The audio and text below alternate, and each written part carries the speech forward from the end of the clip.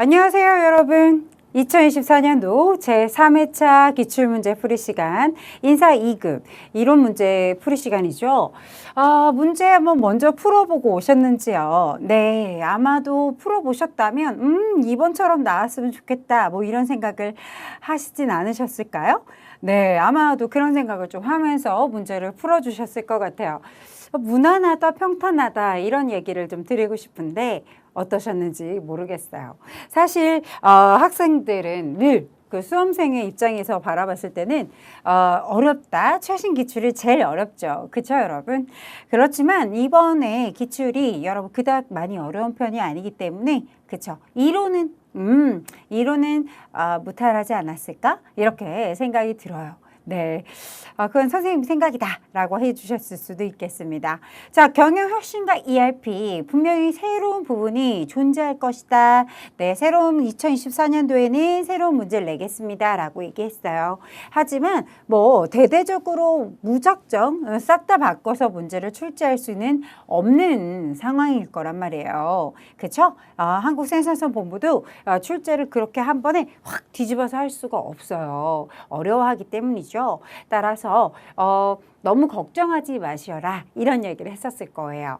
앞에서 조금 다른 내용들이 출제가 될 수는 있으나 아예 완전히 다 바꿀 수는 없다 이런 얘기를 한 번 더 짚어드리고 싶고요. 네, 그럼 다음 회차 거듭할수록 약간 스몰 어때? 이런 거 공부했어? 라고 이야기를 하는 문제들이 나타나기 시작할 거예요. 그래서 그런 부분들을 조금 주의 깊게 살펴주자. 이런 이야기를 드릴 수 있겠습니다. 자, 좋아요, 여러분. 그래서 이번에는요, 여러분 좀 자연스럽게 스며들 수 있는 문제였다. 이렇게 볼 수 있겠어요. 자, ERP 시스템 첫 번째, 여러분, ERP 시스템의 프로세스, 화면, 필드값, 그쵸?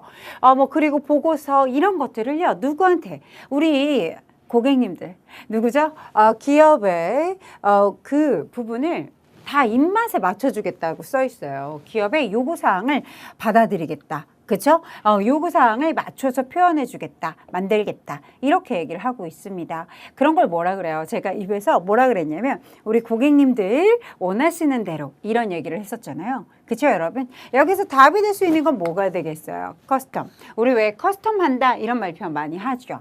그것이 바로 여러분 뭐다? 커스터마이제이션이라고 하는 것에 대한 이야기죠. 그래서 여러분 사실 공부를 살짝 더 했어도 거의 어떻다라는 거죠. 우리 기업에. 그쵸? 네, 우리 고객님들 입맛에 맞출게 라고 얘기하는 것이기 때문에 어렵지 않게 정답 4번입니다 라고 도출을 해 주셨을 것 같아요. 그쵸, 여러분? 네. 자, 2번 아웃소싱에 대한 이야기가 나왔어요. ERP 아웃소싱에 대한 설명입니다. 적절하지 않은 것을 골라주겠니? 라고 하는 문제가 출제가 되었죠. ERP 자체 개발 시 그렇죠. 발생할 수 있는 기술력 부족 같은 것들을 우리가 해결해 나갈 수가 있어요. 그래서 아웃소싱 쓰는 거죠. 그런 게 이제 장점이다 이런 얘기 들어보셨을 거예요. 그죠, 여러분? 맞아요. 그다음에 ERP 아웃소싱을 통해서 기업이 갖고 있지 못할 지식을 획득할 수 있어서 맞아요. 새로운 지식을 습득할 수 있기 때문에 우리가 아웃소싱을 하는 것이다 라는 것을 이야기했었고요. ERP 개발하고 구축하고 운영, 유지 보수에 필요한 인적 자원을 절약할 수 있어요. 그만큼을 그죠? 아웃소싱이 두었기 때문에 절약할 수 있는 부분이다 라고 얘기하는 것이 장점이었죠. 자, 여러분. ERP 시스템 구축 후에는 IT 아웃소싱 업체로부터 독립적이다. 여러분, 독립적일까요? 의지하게 생기겠죠. 의존하겠고, 의지하겠고, 모르면 자꾸 물어보겠고, 그죠? 그래서 여러분 우리가 단점으로 꼽혀요. 장점, 수많은 장점이 있지만 단점으로는 우리가 IT 아웃소싱 업체로부터 자유롭지 못하죠. 의존성이 생긴다. 어때요? 맞는 얘기죠. 의존성이 생기고요. 그렇죠? 종속적이다. 종속성이 생긴다. 이런 말 표현들을 여러분 보게 되실 겁니다. 이런 말 표현으로 들어가 있어야 돼요. 네. 그래서 그렇구나. 그것이 바로 단점이로구나. 라는 것을 기억해 두실 거고요.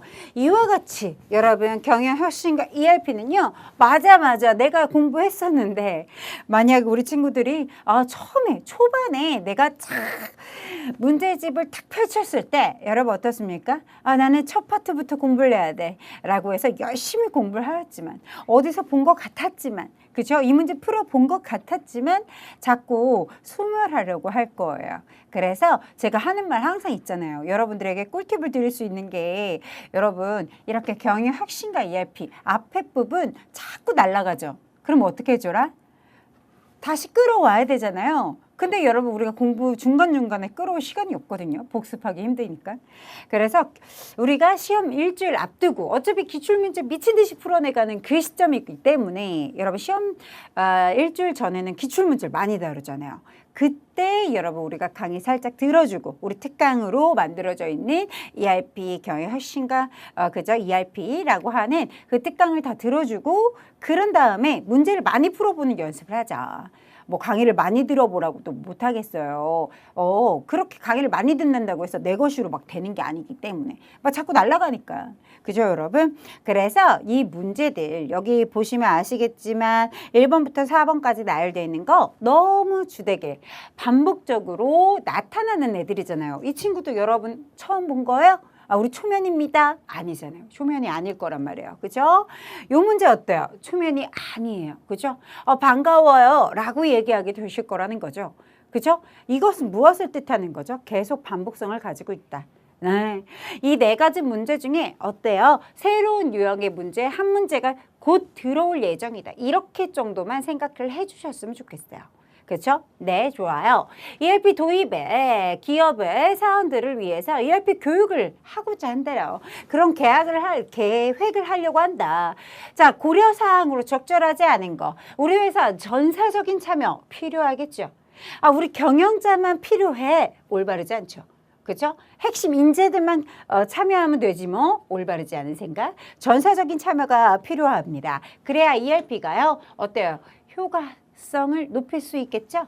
그래요. 그래서 전사적인 참여가 필요합니다. 자, 지속적인, 그렇죠. 교육 한번 했으니까 다 알아들을 거야. 올바르지 않은 생각이죠. 지속적인 교육으로 인해서 여러분 자연스럽게 익힐 수 있도록 그렇게 필요함을 강조해 줘야 되고요. 여러분 요거 보세요. 최대한 ERP 커스터마이징의 필요함을 강조한다. 올바르지 않습니다. 그것은 무엇이냐면 내가 하던 대로 그대로 이어가고 싶은 거거든요. 그죠? 그러면 여러분 어때요? 우리가 커스터마이징은요. 최소한으로 가져온다라는 말편이 올바른 거예요. 그쵸? 그래서 잘 짜여져 있기 때문에 커스터마이징 할 때 아무래도 우리 입맛에 맞추려고 하는 것은 좀 덜어내야 되겠다. 이런 말편이 맞아떨어져야 되겠죠? 그렇죠? 그래서 최대한이란 말편 많이 가져가 옵니다. 가져다 놓고 어때? 라고 물어보는데 안 돼요. 커스터마이징은 최소화할 것이다. 라는 것에 포인트 주시기 바랍니다. 자, 자료의 정확성을 위해 철저한 관리가 필요합니다. 이건 당연한 얘기잖아요. 그렇죠, 여러분? 사실은 공부를 좀 덜해도 어때요? 문제 풀기가 어렵지 않았을 것이다. 사실은 이런 커스터마이징은 최소한으로 해야 되는 거예요, 여러분. 이런 얘기를 아마 특강에서도 전에 듣지 않았을까요? 이런 걸 잘 건드려요. 이런 얘기 했어요, 안 했어요? 하셨을 거예요. 유교수도 똑같은 거를 짚지 않았을까요? 선생님들의 눈동자는 거의 비슷하게 꽂혀요. 여러분 어때요? 이런 거 맨날 오다 보면 나오죠? 이런 얘기를 하게 되셨을 거다. 그죠, 여러분? 네, 좋아요. 자, 요것도 한번 볼까요? 제가 이야기할 때 매번 기출문제를 풀 때 많이 짚어내는 문제 중에 하나이지 않을까라고 얘기할 수 있겠어요. 그렇죠? 네, 모든 선생님들이 입을 모을 것이다. 무엇에 대해서? ERP는요, 여러분 통합적으로 이런 말편이 들어가야지. 개별적으로다가 이런 말편 올바르지 않죠. 이거 올바르지 않아요. 그게 기본적입니다. 그쵸? 네, 한번 가보도록 할게요. ERP에 대해서 빅데이터, 인공지능, 사물 인터넷 등 혁신 기술과의 관계에 대한 설명입니다. 적절하지 않은 거 골라주겠니? 자, 현재 ERP는요. 기업 내 각 업무 프로세스를 그렇죠. 각 업무 프로세스를 지원해요. 우리 어때요? 쉽게 얘기해서 우리 어떻죠? 인사 모듈. 그렇죠? 생산 모듈, 물류 모듈, 회계 모듈 각각의 여러 프로세스 지원하고 있습니다. 그렇지만 그것이 한데 모아서 통합적으로 관리하고 싶은 거예요. 그쵸, 여러분? 그런데 독립적으로다가 단위별로다가 이런 말편 올바르지 않은 거라는 거죠. 그렇죠, 여러분? 이렇게 통합적인 업무 시스템, 결국은 통합적으로 관리하고 싶은 거다. 이렇게 체크 포인트 가져가셔야 되겠죠. 올바르지 않구나 라는 것을 찾을 수 있겠죠. 아, 그렇구나. 자, 그렇다면 저는 나머지는 이런 친구들은 어떻게 좀 읽어주셔라. 어떤 부분이 좀 달라진 거냐. 선생님, 뭐 새로운 단어, 뭐 새로운 그런 문제 유형 나온다더니, 그렇죠? 내가 공부를 왜 했지? 이런 생각을 하실 테지요.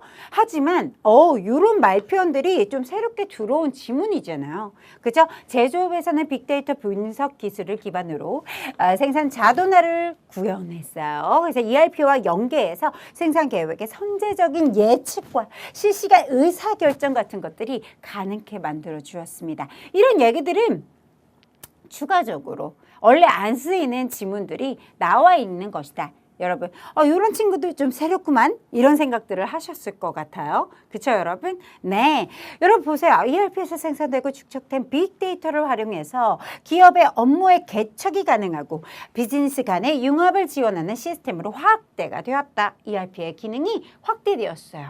이런 얘기들을 막 하고 있는 거. 그죠? 요즘 어때요? AI 빼놓고 얘기할 수 없죠. 빅데이터 빼놓고 얘기할 수 없어요. 그래서 현재 ERP는 인공지능, 빅데이터 분석 기술과 융합으로 전략적인 경영, 그렇죠. 전략 경영 등의 분석 도구를 추가해서 상위 계층이 의사결정을 지원할 수 있도록 지능형, 이런 말편. 이런 말편 왜 자꾸 들어올까요? 여러분들이 명확하게 알 수 있는 거 1번에 5단 만들어 놓고 나머지 이런 지문 앞으로 내가 어디에서 건드릴지 몰라 라고 얘기하는 거죠. 예고제를 실시했다. 저는 그렇게 보여집니다. 그래서 그렇구나. 1번부터 4번까지 싹 다 모르는 걸로 처음 초면인 친구들로 지문을 구성할 수는 없어요. 그렇기 때문에 이렇게 스무스하게 다가오게 될 거고요. 그쵸? 네, 그렇기 때문에 이런 말표현들을 좀 잘 읽어 놓으셔야 돼요. 2번, 3번, 4번 이런 지문들을 우리가 다음 차수를 시험을 볼 때 뭔가 변경이 있을 수 있겠죠. 그죠, 여러분? 자, 5번 문제도 풀어볼게요. 5번 문제 뭐 나왔죠? 행동과학적 인사관리 중 동기부여에 여러분 어때요? 포인트가 약간씩 달라져서 이런 게 새롭구만 이렇게 얘기를 하실 것 같아요. 예전에는 우리가 어떤 걸 공부했죠? 행동과학적 인사관리에 올바르지 않은 거. 우리 학자와 썰이 올바르지 않은 거. 이론이 맞지 않는 것을 골라주세요. 이런 식의 표현들이 많이 출제가 됐다면 이번에는 행동과학적인 인사관리 중에 동기부여와 리더십 이론이 나누어져 있었잖아요. 그것을 여러분 건드렸어요. 네, 좋아요. 같이 한번 볼까요? 맥그리거 XY 이론, 허츠버그 이요인 이론, 그죠? 매슬로우의 욕구 5단계 이론, 죄다 동기부여 이론이죠. 그쵸? 근데 밑에 있는 허쉬와 블렌차드 라고 하는 3차원 모델이라는 것은 여러분 어떻습니까? 이것이 바로 리더십 이론이었죠. 따라서 정답은 몇 번입니까? 라고 하면 4번입니다. 라는 포인트가 약간 달라졌어요. 그렇구나. 매번 우리는 맥그리거 해놓고 이요인 어때? 올바르지 않았지? 이런 것들을 물어보다가 그쵸? 조금 더 러프하게 나누어서 보고 있어요. 어떻게? 동기부여와 여러분 리더십 이론과 나누어서 볼게. 이렇게 해도 맞출 수 있어? 라고 나타내고 있는 거죠. 그렇죠, 여러분? 네, 좋습니다. 그래서 그래서 난이도가 조금 높은 문제로 책정이 됐어요. 그래서 조금 포인트가 다른데 어때? 라고 물어보는 문제였을 거고요. 그래서 그런 포인트를 여러분들이 짚었다라면 재빠르게 정답 4번 체크해 주셨을 것 같습니다. 어려웠을 수도 있죠. 그런 포인트가 한눈에 들어오지 않아요. 왜냐하면 계속 반복적으로 출제가 됐던 형태가 아니기 때문에. 자, 그래서요. 앞으로는 이런 문제가 나올 거니까. 그쵸? 그래서 기출문제 풀이 시간이 있는 거죠. 요렇게도 문제가 출제될 수 있겠구나. 다음번에 요렇게 또 출제될 수 있는 가능성 엿볼 수 있겠다라고 이야기 드릴 수 있겠고요. 자, 6번. 직무평가 요소 중에 여러분 책임 요소에 해당하는 걸 물어봤어요. 여러분 그래서 저는 너무너무 쉽게 눈에 똑 떨어졌거든요. 네. 저는 뭐를요? 선생님이니까 그렇죠. 라고 얘기하실 수도 있겠지만 여러분 많이 보셨을 거예요. 관리, 감독, 기계, 설비, 직무 개선, 책임, 원재료 책임 이런 얘기 했던 것 같아요. 맞아요. 따라서 정답은 3번입니다. 라고 얘기할 수 있겠고요. 여러분 육체적, 정신적인 노력 요소였던 거 기억해 주실 수 있어요? 네, 맞아요. 그쵸, 여러분? 자, 또 한번 볼까요? 위험도, 작업 시간, 작업 환경 이런 거 나오면 어떻다? 우리가 작업 요소로 공부했던 것들이잖아요. 그 다음 도전성, 교육, 경험, 몰입, 여러분 지식, 기술 이런 것들을 숙련 요소로 공부했던 거 기억하실 수 있겠죠? 네, 여러분 시험에 참 잘 나오는 부분입니다. 라고 이야기도 드렸던 부분이니까 잘 기억하고 계실 거라고 생각하고 싶어요. 그죠, 여러분? 네, 이렇게 다시 한번 짚어주시는 거죠. 만약에 내가 정답은 맞췄지만 나머지는 모르겠어. 느낌적인 느낌으로 문제 풀었어. 라고 한다면 제가 왜 이런 거 다시 한번 노력, 작업, 그죠? 여러분 어떻게 숙련 요소 이거 왜 짚어드리는 거예요? 한 번 더 리칙하자. 그죠, 여러분? 네, 7번입니다. 여러분 인적 자원 계획 방법 중에 내부적인 공급 예측 방법에 해당하지 않는 것을 골라주겠니? 라고 들어가 있고요. 이런 문제들을 봤을 때 어때요? 저는 바로 맞아. 자주 출제되는 공급 예측 방법 중 그죠? 네, 무엇을요? 수요 예측을 툭하니 넣어놓고 있었어요. 그죠, 여러분? 공급 예측 방법에 해당되지 않은 것을 골라줘라. 여러분 어떻습니까? 4번이 바로 델파이 기법이 우리 어땠다? 수요 예측 기법이었잖아요. 공급 예측이 아니라. 그렇죠, 여러분? 따라서 어렵지 아니하게. 그죠? 어렵지 않았습니다. 이런 얘기를 듣고 싶거든요. 그렇죠? 위에 있는 이 세 가지들은요. 뭐니까? 공급 예측 방법이었고요. 우리 이런 걸로 우리는 예측했어요. 우리 이렇게 시험에 나옵니다. 나올 거예요. 따라서 수요 예측과 그쵸? 공급 예측 섞어놓고요. 그중에 공급 예측 아닌 거 골라줘라. 수요 예측이 아닌 것을 골라줘라. 이런 식의 문제 처리가 출제가 되니까 기억해 두셔라. 또한 정성적인 기법과 정량적인 기법. 우리 알아야 된다. 이런 얘기 했었던 거 기억해 주셔야 돼요. 그죠? 정성적인 부분. 그죠? 이런 부분들을 나눠야 한다. 수요 예측 방법은 두 가지로 나눠져 있으니까. 그렇구나. 라는 이야기 드리면서 재빠르게 문제 풀 수 있는 문제였구나 라고 생각이 들고요. 자, 외부 모집에 대한 설명 중 적절하지 않은 것을 골라주겠니? 라고 들어가 있어요. 첫 번째, 모집 비용 및 시간이 감소합니다. 여러분, 모집 비용이 적게 들고 시간이 적게 걸리는 것은 여러분 어떨 때요? 내부 모집 시에 여러분 그렇잖아요. 외부 모집 해보세요. 외부 모집하려면 어떻게부터? 모집 공고부터 넣어야 되는 거죠. 그러려면 어떠해야 되겠습니까? 모집 시에 들어가는 비용들이 많이 들어가겠죠. 광고도 해야 되고 알려야 되니까. 그죠? 그 다음에 여러분 선발할 때 선발 비용 들어가죠. 그죠? 여러 가지 비용들이 들어갈 수밖에 없습니다. 시간도 얼마나 오래 걸려요. 모집부터 해서 선발까지 이루어지는데 시간이 오래 걸리는 게 바로 외부 모집이었습니다. 그러니까 올바르지 않은 건 1번이죠. 보자마자 답이 나와버렸어요. 그죠, 여러분? 이런 내용들을 잘 기억을 해두셔야겠죠. 그죠, 여러분? 네, 좋습니다. 내부 모집에서 왜 시간이 줄어들어요? 여러분, 우리 종합원의 성과평가 이런 지표 같은 것들이 많아요. 왜냐하면 우리 내부에서 모집을 하는 거기 때문이겠죠. 그죠, 여러분? 내부 모집이기 때문에. 그럴 때는 내가 가지고 있는 데이터를 기반으로 하여 우리 모집을 이루기 때문에 훨씬 더 여러분 어떻다? 손쉽게. 그죠? 네, 시간이라든지 비용 같은 것들이 줄어들 수밖에 없게 되는 것이죠. 그건 내부 모집에 대한 이야기입니다. 그렇기 때문에 1번이 정답이 되겠고요. 자, 인력 개발 비용이 축소가 가능하다. 왜 인력 비용이 축소가 가능하다라고 얘기했어요? 인력을 개발하는 데 들어가는 비용이 왜 줄어들까요? 라고 얘기하면 여러분 이런 얘기했죠. 이미 다 만들어서 왔다. 그렇죠. 외부에서 모집할 때 우리 무엇을 보고 뽑아요? 일단 기본적으로 안 본다? 거짓말. 스펙 보잖아요. 그 사람이 가지고 있는 경력이라든지, 그죠? 그 사람이 가지고 있는 능력치들을 바라보기 때문에 따라서 여러분 이렇게 새롭게 인력을 개발하는 데 들어가는 비용은 축소가 좀 줄어들게 되는 거죠. 축소될 수밖에 없습니다. 이런 얘기하고 있는 거죠. 따라서 이 친구들 다 외부 모집에 대한 이야기였다. 자, 유능한 인재 확보가 가능합니다. 다 만들어져 있는 인재를 데리고 올 수가 있죠. 자, 내부 지원자의 사기를 저하시킨다는 단점이 있죠. 맞아요. 거기에다 플러스 우리 스펙만 보고 데리고 왔어요. 경력 빠방에서 데리고 왔어요. 그런데 알고 보니까 여러분 어떻다? 물경력이었다. 이럴 수 있다라고 얘기했던 단점 기억하십니까? 네. 부적격자의, 고급스럽게 얘기하면 부적격자의 채용이 가능하죠. 그쵸, 여러분? 무슨 소리죠? 좀 알고 봤더니, 나의 스펙은, 우리 인재 뽑았는데, 그 인재가 알고 보니까 경력은 물경력에, 스펙은 좀, 네, 뭐, 갖추고 있는 능력이 좀 마땅치 못한 이런 인재가 뽑힐 수도 있다라는 것이죠. 그런 부분들이 단점으로 꼽혔다. 외부 모집은. 그렇죠? 이런 부분들까지 같이 알뜰살뜰하게 좀 공부해 주시면 다음번엔 뭐가 나올지 모르잖아요. 그래서 이렇게 내부 외부 바꿔가지고 섞어가지고 올바른 거 장단점 뭐 이렇게 구분 지어 주시라. 이런 식으로도 문제 출제할 수 있으니까 기억을 해 두셔야겠죠. 자, 9번 문제 가보도록 할게요. 여러분 뭐래요? 사람을 소모시키면서 어머나 여러분 사람을 소모시키면서 사용하지 아니하고 성장시키면서 사용해야 한다. 오랜만에 봅니다. 오랜만에 봐요.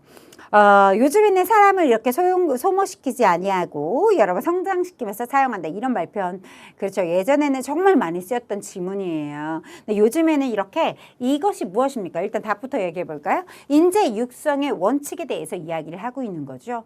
자, 인재 육성의 원칙에서는 요즘에 어떻죠?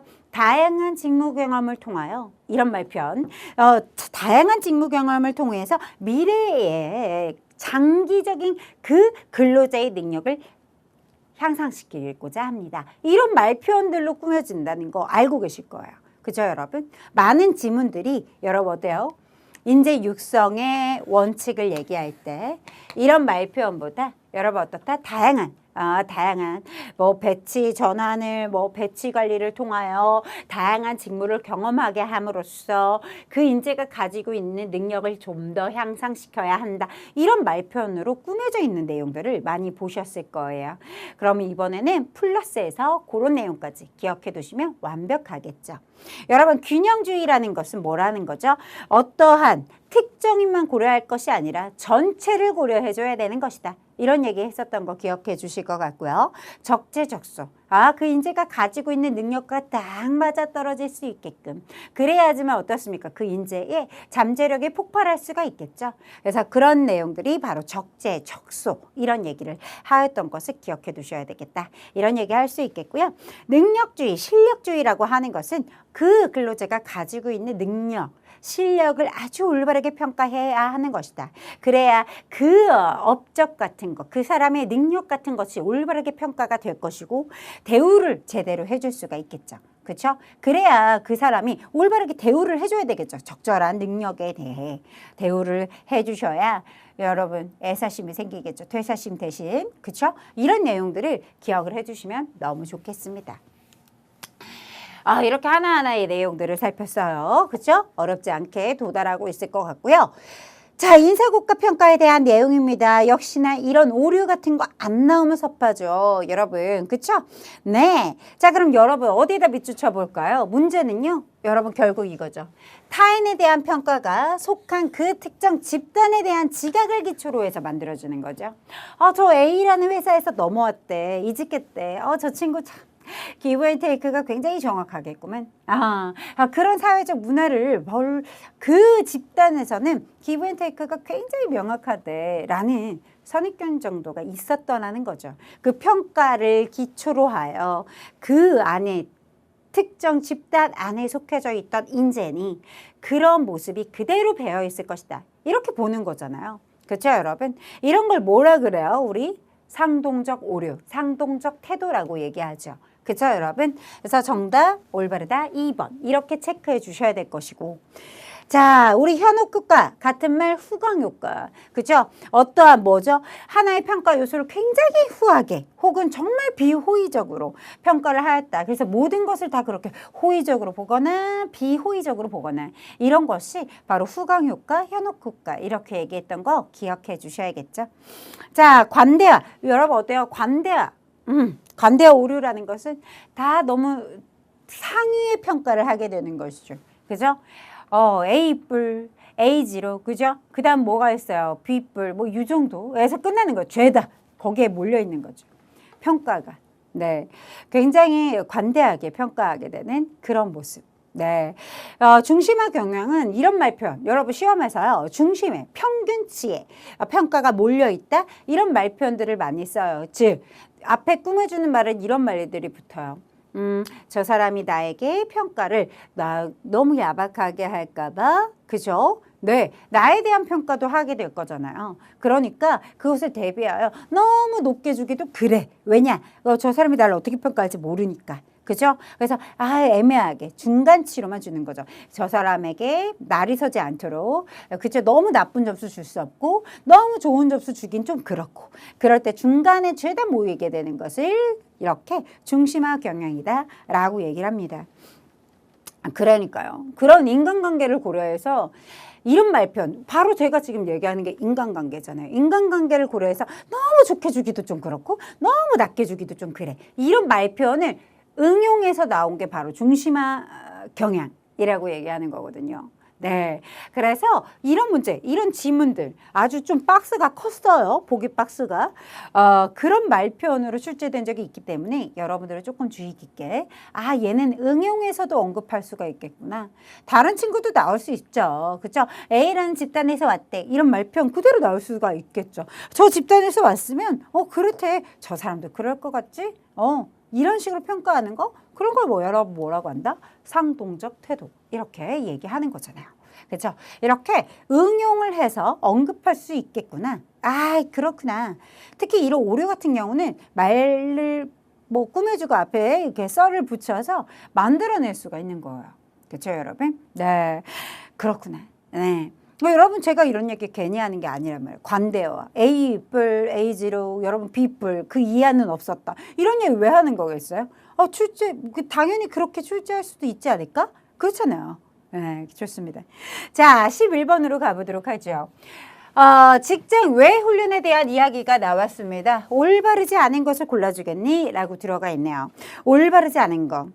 직장 외 훈련입니다. 첫 번째, 낮은 비용이, 여러분, 낮은 비용으로 실시가 가능한 것은 직장 외가 아니라 직장 내죠. 직장 내 훈련일 때, 그렇죠? 직장 내 훈련의 장점이겠죠. 적은 비용으로 훈련이 가능하다는 것은. 그렇죠? 네, 낮은 비용이 아니에요. 일단 여러분 직장 외 훈련할 때는 뭐부터 고려합니까? 우리 강사 섭외해야지. 그죠? 거기에다가 어디에서 교육할 거야? 그쵸? 그러면 어때요? 교육원 같은 거 하나 빌려야지. 와, 그 자체가 비용이다. 이렇게 생각해 보라고 이야기 드렸던 거 기억해 주실 수 있겠죠? 맞아요. 직장 외 훈련하면요. 일단은 그것부터 먼저 마련해 놔야 되잖아요. 어디 가서, 그러니까 그 많은 교육생들을 어디 가서 교육할 거야. 그죠? 그러니까 교육원 같은 거, 이런 시설을 뭐 해야 될까요? 빌리는 데 들어가는 비용까지만 생각하셔도 절대 낮은 비용이란 얘기가 들어오지 않을 것이다. 그렇죠, 여러분? 네, 정답 그래서 1번이에요. 보자마자. 그죠?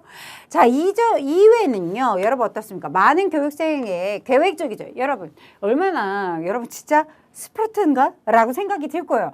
외부 교육 한번 가보세요. 1교시부터 여러분, 8교시까지 있었던가? 밥 먹고. 네. 뭐 그 정도로 여러분 짜여져 있습니다. 네. 그리고 나서 이제 오후 시간이 되면은 자유롭게 인간관계를 구축하겠지만, 일단은 직장 외 훈련 가서도 1교시부터 여러분 거의 6교시, 7교시, 8교시까지도 만들어져 있지 않습니까? 굉장히 체계적으로 만들어져 있습니다. 그런 훈련이 가능한 것이 바로 직장 외 훈련이다라고 얘기하는 거고요. 보통은 여러분 강의식 훈련을 많이 해요. 그래서 강의식 훈련, 비즈니스 게임, 이런 것들에 많이 활용하고 있습니다. 라는 말표현 들어가 있죠. 자, 교육훈련 결과를 현장에 바로 적용하기 어렵죠. 왜 그렇다? 실무랑 떼어놓은 거잖아요. 그쵸, 여러분? 직장 외 훈련이기 때문에 실무랑은 떨어뜨려 놨기 때문에 바로바로 적용하기가 좀 곤란하다라는 것을 이야기하고 있네요. 그죠, 여러분? 좋습니다. 따라서 올바르지 않은 친구 1번입니다. 라고 얘기할 수 있는 내용이었죠. 자, 좋아요. 홀의 경력 단계. 그렇죠. 홀의 경력 단계 모형은 종업원이 직장에 입사하고 퇴사할 때까지 그 1년의 과정을 연령, 욕구, 작업 성과, 그쵸. 네, 이렇게 작업성에 대한 이야기라고 얘기했는데, 뭐 그 성과도 마찬가지로 이야기할 수 있죠. 이와 관련해서 4단계로 구분한 것을 얘기합니다. 따라서 경력 단계와 경력 욕구의 조합입니다. 적절하지 않은 것을 골라주시겠어요? 네. 여러분 어떻습니까? 탐색대, 아이덴티티, 자기 주체를 형성한다라고 얘기했던 부분이죠. 네. 자, 이 2번째 단계 때는 여러분 뭐다? 친교. 왜 그렇다? 내가 이렇게 우리가 선택한 분야에 정착하기 위해서 친해져야 한다. 이러면서 친교 이런 단계 이런 말편들을 많이 했었어요. 그렇죠, 여러분? 네, 여러분 소비 본 적 있었어요? 3번째 유지 단계라고 얘기하면 우리가 생산성에 대한 이야기를 하죠. 뭐 이렇게 생산이다, 생산성이다 이렇게도 많이 얘기하는데 생산의 단계다, 생산의 욕구다 이런 말편을 많이 쓰죠. 왜 그럴까요, 여러분? 3번째, 우리가 거의 여러분 나이대를 들었으면 뭐 45세부터 여러분 거의 60세까지 65세 이렇게 조직에 여러분 어떻습니까? 몸담아 있는 자신을 생각을 한번 해보세요. 중요한 업무를 수행하게 되는 그런 나이가 될 것이고, 그렇죠? 그러니까 그런 얘기 플러스 역동적으로, 그렇죠? 뭔가를 활동하고 부하들을 지도 개발하면서 그렇죠? 이런 위치가 굉장히 중요한 단계가 바로 3단계 유지 단계다라고 얘기를 하죠.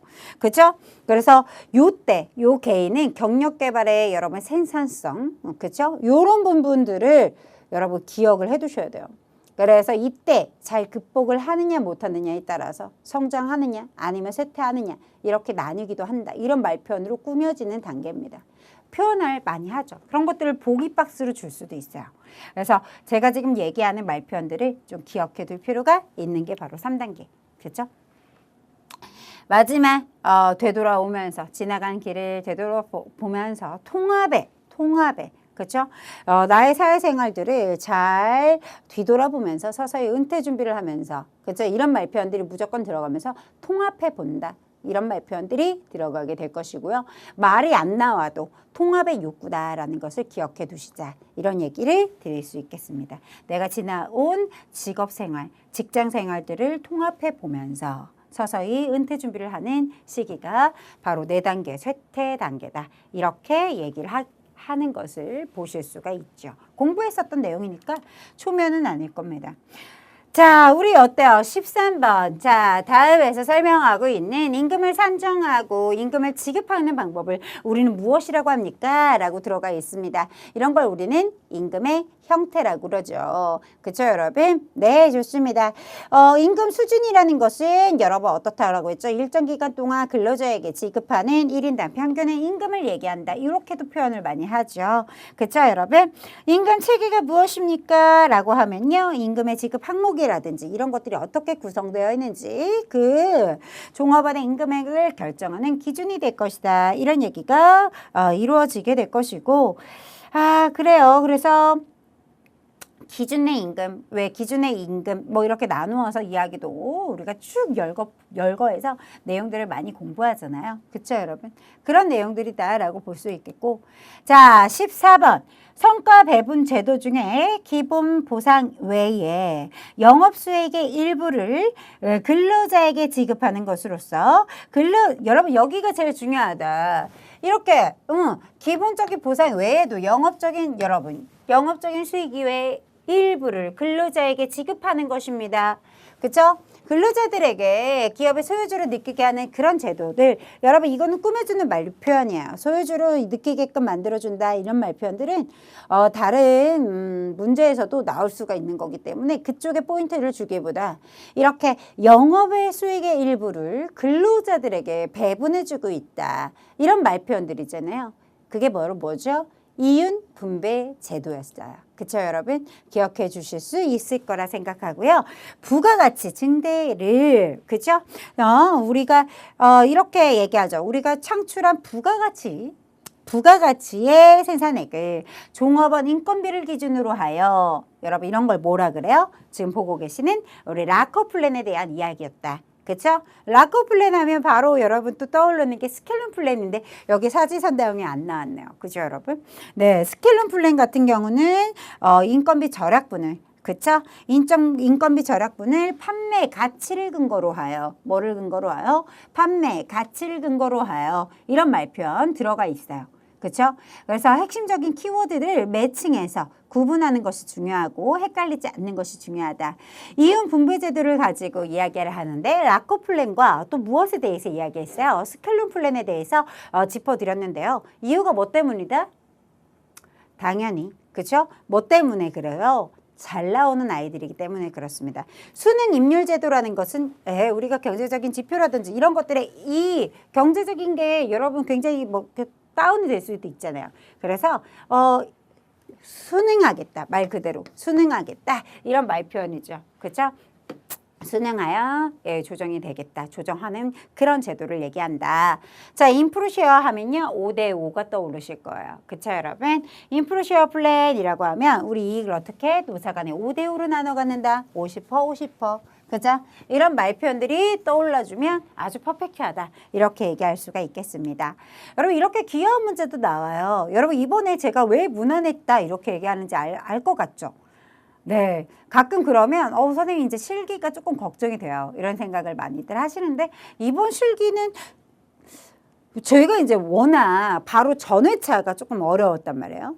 그러다 보니까 이번 회차는 좀 무난했다라고 생각이 들었다. 네, 그랬어요. 그래서 어렵지 않았는데, 그죠? 네, 이런 생각이 들었거든요. 그래서 아마도 여러분 꼭 문제 풀 때 2회차와 3회차 둘 다 풀어주기를 바란다, 이런 얘기를 많이 드리고 싶고요. 자, 4대 보험이라고 한다라면 국민연금, 퇴직연금, 그래요? 예, 여러분 입이 탁 달라붙지가 않네요. 툭 튀어나왔어요. 그죠? 국민연금, 고용보험, 산재보험료, 그 다음에 여러분 국민건강보험, 이런 것들이 들어가야 되는 거 아니겠어요, 여러분? 그런데 이게 여기 들어와 있어요. 올바르지 않죠. 퇴직연금이라니요. 우리가 국민건강보험, 여러분 잊어버리면 안 되겠죠? 그래서 이렇게 퇴직연금 대신에 여기에는 건강보험 같은 것들이 들어가야 되지 않겠어요, 여러분? 기억해 줄 수 있는 내용이에요? 네, 있어야 되는 내용입니다. 따라서 정답 2번이고 너무 손쉽게 풀어주셨을 거라고 믿어요. 이 부분은 어렵지 않았으니까. 자, 얼마나 열과 성을 다해서 이야기하였었는가. 자, 소득 과세 방법입니다. 네. 장기간에 걸쳐서 발생하는 퇴직소득과 양도소득, 여러분 이렇게 퇴직과 양도소득은 장기간에 걸쳐서 만들어지는 소득이기 때문에 1년 동안 벌어들인 소득으로 합산해서 종합과세할 게 올바르지 않다, 이런 얘기 했었잖아요. 그렇죠, 여러분? 원천징수 한 번으로 과세를 종결할 거야. 분리과세, 이런 얘기 했었던 거 기억해 주실 수 있겠고요.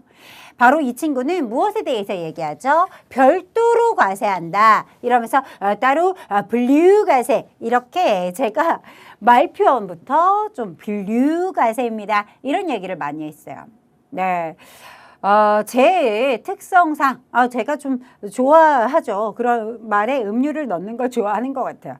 분리과세, 분류과세, 이런 말 표현들을 많이 쓰는데, 그런 이야기를 하는 이유는 귀에서 약간 스치듯 들리실 거기 때문에 그래요. 그쵸, 여러분? 여러분 장기간에 걸쳐서 내가 여러분 사직서 어떻다? 5년 동안 품고 있었다. 5년 동안 차곡차곡 모여진 나의 소득이다. 그런데 1년 동안 벌어들인 소득으로 보면 돼야 안 돼요? 안 된다. 따라서 합산할 수 없어. 따로 분류해서 과세한다. 정답 분류과세, 기억해 두실 수 있겠죠? 네, 좋습니다. 원천징수 제도에 대해서 이야기가 나왔어요. 여러분 세무서장을 받았다면, 승인을 받았다면 6개월마다 반기별 납부가 가능하다. 반기별 납부 어떻게? 상시 고용인원이 20인 이하라면, 20인 미만으로 구성되어 있다, 이하다라고 한다라면 어떻다라는 거죠? 적다라는 거예요. 그렇죠. 고용 인원이 적다. 그럴 얘기들을 다 싸잡아서 이렇게 세무서장의 승인이 받았다. 6개월마다 반기별 납부할 수 있다. 맞는 얘기죠. 납세 의무 종결 여부에 따라 완납적, 그렇죠. 완납적 원천지수냐 예납적 원천지수냐 두 가지로 나뉘는 거 보신 적 있어요. 그렇죠 여러분? 원천지수 의무자와 소득자의 인적 사항과 소득 금액의 지급 시기, 소득 금액들을 기재한 지급 명세서를 제출해야 합니다. 맞아떨어지는 이야기. 자, 원천징수 의무자는 원천징수한 세금을 그 소득일이, 그쵸? 소득을 지급하는 그 날을, 그죠? 그 지급일이 속하는 달의 다음 달입니다.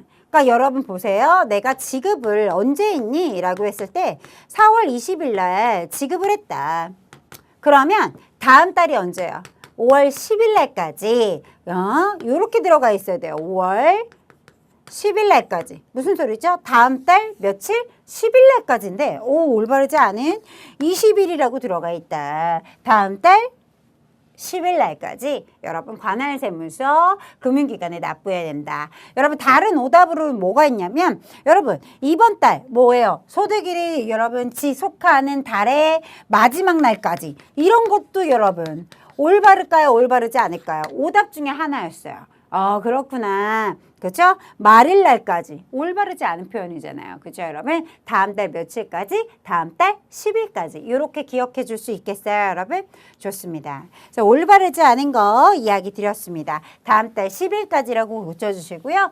이런 오답 말고 20일, 뭐 이런 30일 나올 수 있겠죠. 다음 달 30일, 20일, 25일 막 이렇게 나올 수 있어요. 다음 달. 그죠?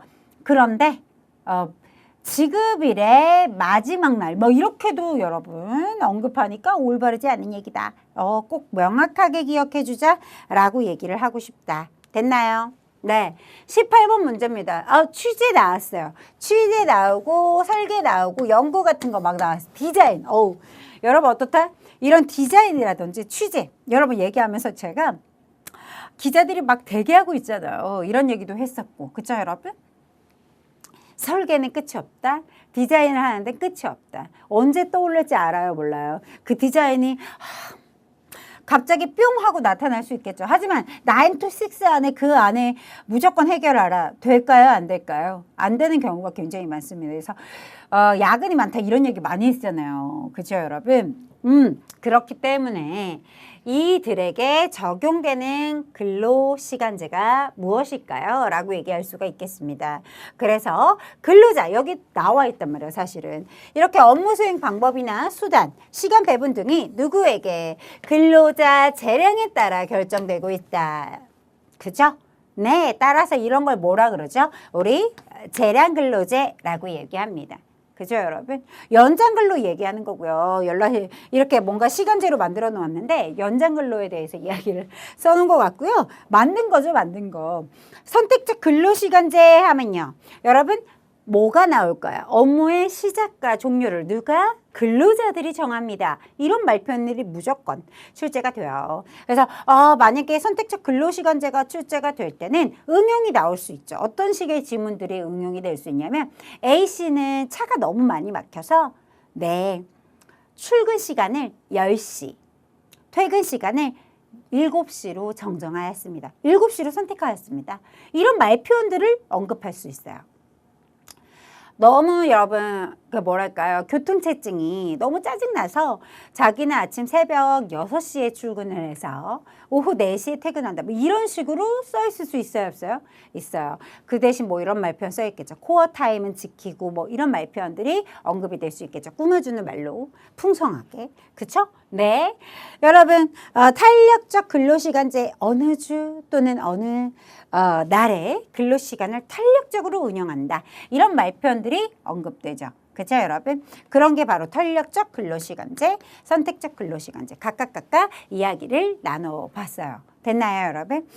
이런 것들을 좀 기억하면 아주 나이스하겠다. 네. 다음 보기에서 설명하고 있는 노동조합의 가입 방법입니다. 라고 들어가 있는 것을 봐주시기 바랍니다. 기업이 근로자를 채용할 때 조합원이 아닌 자도 근로자로 채용할 수는 있대요. 그래? 일단 근로자 도시원 아니겠어? 라고 생각이 드시겠죠? 하지만 채용이 된 후에 일정 기간 내에 자동으로 노조에 가입되고 있습니다. 이런 말표현 들어가 있어요. 네, 이런 걸 뭐라 그래요, 여러분?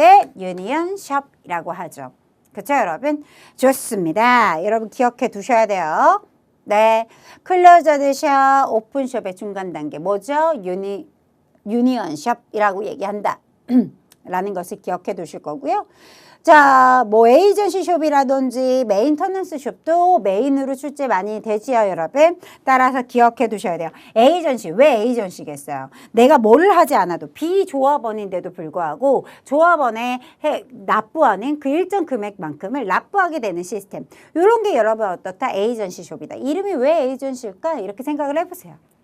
아니에요? 별로? 아, 그래요. 아무튼 그런 것들을 좀 기억해 주셨으면 좋겠다. 이렇게라도 좀 짝짓기 해서라도 조금이나마 여러분 기억에 오랫동안 잔존했으면 좋겠고요. 자, 메인터넌스 숍이라고 한다라면 어때요? 메인터넌스 숍은 유지, 자격을 뭐 해야 된다? 일정 기간 노동조합원으로서의 자격을 유지해야 된다라는 거죠. 그렇죠, 여러분? 그런 말편들을 좀 잘 기억해 두었다가, 그렇죠? 기억해 놨다가 문제를 잘 풀어주시기 바라겠다. 이런 얘기 드릴 수 있겠고, 자 20번 노동조합에 여러분 노동조합원의 노동력을 부분적으로 통제하며 근로자들의 작업 수행 과정에서 작업 속도를 떨어뜨리거나 아주 조잡한 작업을 하고 있는 거죠. 조잡한 작업으로 품질 저하를 초래한대요. 이런 걸 뭐라 그래요, 우리가? 태업이라 그러죠. 그렇죠, 여러분? 정답 1번이 되겠고요. 그렇죠? 그래서 그렇구나. 이런 문제. 이렇게 각각의 하나의 문제를 놓고 이게 뭐야? 태업이야? 보이콧은 뭔데? 뭐 이렇게 문제, 피켓팅은 뭔데? 이렇게 문제를 낼 수도 있지만 여러분 기억하고 계실 거예요. 어떻게? 근로자 측 쟁의행위와 그렇죠? 네, 사용자 측 쟁의행위로 나누어 놓고 시험 문제 출제되는 포인트도 있다는 거 이렇게 구분지어서 공부해 줄 수 있으셔야 되겠다. 됐나요, 여러분? 좋습니다. 자, 이렇게 해서 모든 문제 다 풀어봤고요. 문제가 그래서 선생님이 왜 무난무난했다라고 얘기했는지 알 것 같아요. 그렇다면 실기에서 약간 그래도 내가 헷갈리는 문제가 요소 있겠구나 라는 생각을 약간은 예측할 수가 있겠죠. 그렇죠, 여러분? 그럼 좀 실무 문제 풀 때는 조금 더 주의해서 풀어야겠다라는 생각도 같이 함께 해주시면은 약간 조금 더 탄탄하게 두드려가면서 실무를 풀어나가지 않을까라고 생각을 해볼 수가 있겠습니다. 여러분 오늘도 여러분 수고 많이 하셨고요. 시험장에 들어갈 때는 일단은 요 오답이 있을 수 있으니까 오답 체크를 먼저 해주시는 게 가장 중요해요. 오답을 봤는데도 내가 이거 무슨 뜻이 전혀 기억이 나지 않아요. 그렇다면 이것은 정말 까먹었던 얘기니까요. 다시 되돌아가서 본 교재를 한번 다시 살펴주셨으면 좋겠고요. 오답 정리 꼭 필요합니까? 라고 하면 네. 이렇게 정답을 오답으로 바꿔주는 거. 우리가 다시 한번 되새겨주는 거. 이런 것들이 바로 여러분들이 정답으로 나아가는 한 발자국의 도약이다라고 얘기할 수가 있어요. 나아감이라고 얘기할 수 있거든요. 그러니까 난 지금 여러분 뒤돌아서 이렇게 피드백하는 거는 되돌아가는 거 아닌가? 전진하는 것이다. 앞으로 나아가기 위한 가장 기본 첫 번째 단계이다 라고 생각을 해주시기 바랍니다. 가장 빠른 방법이니까요. 한번 믿어보세요. 네, 올바르지 않은 것을 올바르게 고쳐놓고 다음을 준비해주면 훨씬 더 여러분 탄탄히 준비가 된다는 거. 그리고 시험장에 들어간다면 오롯이 나만 믿어야 되겠죠? 그렇죠, 여러분? 여러분들이 쓰는 정답이 다 정답이 될 것이다. 네, 그런 기운을 막 밀어드릴게요. 네, 좋습니다. 언제나 열심히 하는 여러분들을 항상 응원하고 있는 것을 잊지 않으셨으면 좋겠고요. 시험을 차분히 풀고 오신다면 여러분들 분명히 좋은 소식 있을 거예요. 여러분 오늘도 수고 많이 하셨습니다.